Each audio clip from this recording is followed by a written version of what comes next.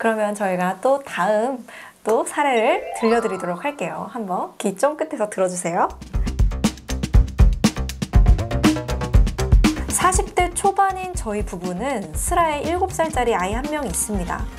그리고 현재 둘째를 임신 중이고요. 이런 상황에서 맞벌이를 하고 있습니다. 그런데 어느 날부터 남편이 매일 야근한다고 하면서 집에 늦게 들어온 날이 많아졌어요. 하루 이틀은 그러려니 했는데 2달 넘게 매일같이 야근한다는 핑계를 내서 좀 이상하다 싶었거든요. 남편이랑 같이 생활비, 적금, 청약, 보험을 같이 관리하고 있는데 좀 수상해서 계좌 잔액을 확인해봤죠. 그랬더니 매월 15만 원 가량을 누군가한테 입금해주면 남편은 60만 원을 또 다른 계좌에 이체하고 있더라고요. 더 조사를 해보니까 남편 회사 근처에 오피스텔 계좌였습니다. 저는 관리비 내역을 싹 정리해서 남편한테 보여줬죠. 당신 두 집 살림하는 거야? 이게 뭔데? 어? 두 집 살림이라니. 난 어떻게 뭐 그런 거 하는 거야. 그럼 뭔데? 빨리 사실대로 다 풀어봐. 그게 자기 그 김대리 알지? 김대리. 그 김대리랑 그 옆집 정과장이랑 같이 오피스텔 구한 거야. 그리고 그 결혼을 앞둔 총각 한 명도 있어. 근데 뭐?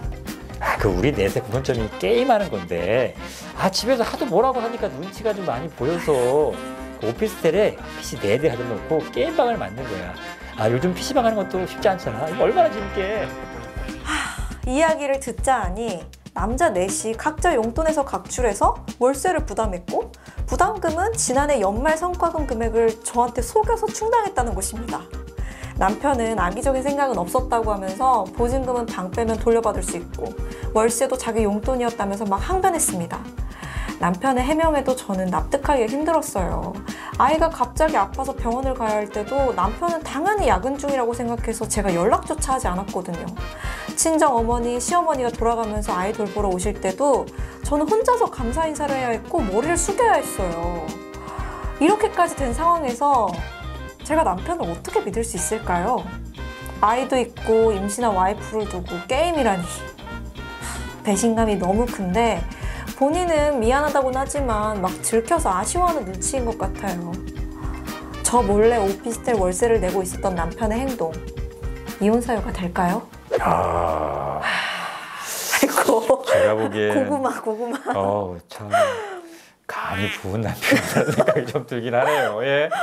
근데 저는 잘 요새 그 부부들 보면 신혼부부들 보면서 약간 조금 좀 놀랐던 게 하나 있어요. 그러니까 네. 저희 때는 그냥 물론 외벌이기도 하고 납벌이도 하더라도 네. 한쪽에서 다 그러니까 수입을 다 관리를 하고 이렇게 했잖아요. 근데 이제는 각자 이제 일정한 생활비만 그 통장에다 입금하고 나머지 것들을 그냥 각자의 소유를 해가지고 이제 관리를 하더라고요. 네.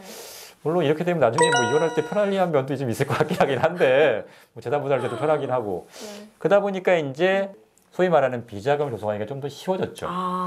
이게 근데 예전같이 뭐 용돈 아껴 사는 그런 비자금 네. 수준이 아니라 자기의 이제 수입의 일정 부분을 이제 자기 혼자서 이제 관리할 수 있게 되니까 이제 소위 말하는 딴짓을 하기가 참 용이해진. 저는 지금 이게 좀 불가능하거든요. 근데 이게 어떻게 보면 좀 부럽기도 좀 하긴 하네요. 최적의 그 게임할 수 있는 공간을 마련해놓고 거기서 이제 4명이서 얼마나 신났겠습니까 그동안. 그쵸. 뭐 충분히 좋아서 재밌어서 했다는 거는 이해는 가긴 하지만 총각 시절에는 할 수 있는 거죠. 그쵸. 이제 가정이 있으면 이제 남편 입장에서는 이제 가정에 충실해야 될 의무가 있는 네. 거고 특히나 이제 아이도 있고 이제 그렇다잖아요. 그런 상태에서 야근한다고 속이고 여기 가서 이제 시간을 보냈다는 거죠. 그러니까 이게 이런 판례가 있어요. 뭐 취미 활동, 뭐 취미 생활 하는 건 좋죠, 당연히. 근데 그게 이제 가정 생활에 이제 영향을 줄 정도로 과도하다 이럴 경우에 단순히 뭐 시간적인 부분도 있지만 비용적으로 너무나 많은 지금 비용을 투자해야 하기 때문에 좀 가게에 영향을 미친다. 네. 이런 경우에도 이혼사가 될 수 있다는 판례가 있어요. 그러니까 이거는 뭐 돈도 돈이지만 시간적으로도 지금 와이프를 거의 혼자 놔두고 육아도 거의 전담하게 하고 이렇게 했단 말이에요. 일단 배신감이 큰 것 그렇죠, 같아요. 그렇죠. 어차피 부부관계라는 게 신뢰관계가 굉장히 중요한데 그걸 깨트리는 거는 결과적으로는 혼인을 계속할 수 없는 중대한 사유라고 본단 말이죠. 남편은 돈의 문제라고만 생각하시면 안 돼요. 단순히 그렇게 생각하시면 오히려 안 되고 이게 가정에 충실해서 가족들을 돌보고 그래야 될 의무가 있는데도 불구하고 개인 생활 뭐 일이 바빠도 그런 건 어쩔 수 없지만 자기 취미 생활 하겠다고 그렇게 시간을 그쪽에다 많이 투자했던 거잖아요. 네. 그러니까 이게 문제고 또 한 가지는 아무리 돈을 관리를 각자 한다 하더라도 기본적으로는 그러니까 뭐 몇만 원 정도 수준에서 몇십만 원 정도 수준에서 하는 건 모르겠지만 네. 이렇게 임대차 보증금 내고 그다음에 월세를 꼬박꼬박 내는 이런 지출이 있는 거에 대해서는 서로 의논을 하고 상의를 해야 한다는 거죠. 내가 벌었으니까 내가 알아서 하겠다라고 하는 거는 조금 문제가 있어 보여요. 그래서 이것도 마찬가지로 이렇게 두 사람 사이에 어떤 신뢰관계를 깨트리는 문제가 되기 때문에 이것도 그 혼인을 계속하게 할 수 없는 중대한 사유라고 볼 여지가 있어서 네. 이게 만약에 소송으로 진행된다면 이혼이 인정될 가능성도 굉장히 높습니다. 그러니까 상대방에게 거짓을 말해서 신뢰관계를 깨뜨렸다는 그렇죠. 게 이제 이혼 사유가 그러니까 될 수 이걸 있다. 당시 남편분은 아, 이거 돈 얼마나 된다고 아니면 뭐 내 돈 내가 쓰는데 뭐가 문제야라고 그게 생각하시면 문제가 안 돼요. 아닌 그게 거죠. 문제가 네. 아니라는 네. 거죠.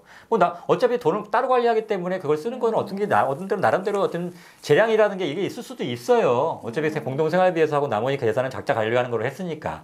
다만 그게 어떤 간에 각자 관리하고 있긴 하지만 엄밀하게 따지면 공동재산이라는 거죠. 네. 그 공동재산에 있어서 뭐 아주 소소한 금액이 아니라 좀 어떤 좀 금액이 좀 큰 부분에 있어서는 그 지출이나 이런 것들에 대해서 서로 상의를 해서 결정을 해야 되는데 그걸 일방적으로 하겠다는 것. 그것은 앞으로 어떤 일이 있었을 때 상의보다는 자기가 일방적으로 하겠다는 가능성이 높아진단 말이죠. 그쵸. 그렇게 되면 어떻게 믿고 어떤 험난한 일이 생겼을 때 믿고 이 사람하고 같이 결혼 생활을 유지할 수 있겠어요. 그러니까 그런 문제로 바라봐야 되는 거지. 네. 단순히 이걸 뭐 이거 좀 돈 좀 내가 좀 쓴 것 같고 뭘 자꾸 그러냐.